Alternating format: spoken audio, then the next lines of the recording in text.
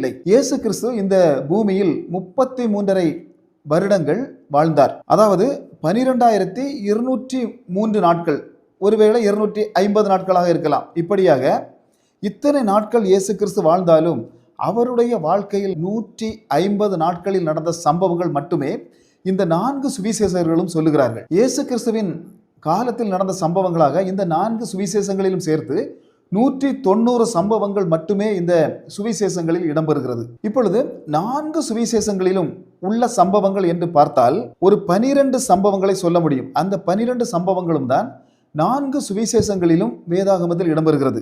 ஸ்நாபக யோவானின் ஊழியம், இயேசு ஞானஸ்நானம் எடுத்தது, 5000 பேருக்கு 5 அப்பத்தையும் 2 மீனையும் பகிர்ந்து கொடுத்த சம்பவம், எருசலேமுக்குள் இயேசு பிரவேசித்த சம்பவம், கடைசி ராப்போஜன சம்பவம், கெத்செமனே தோட்டத்தில் ஜெபம், இயேசு கிறிஸ்துவின் கைது, பிலாத்து முன் இயேசு விசாரிக்கப்பட்டது,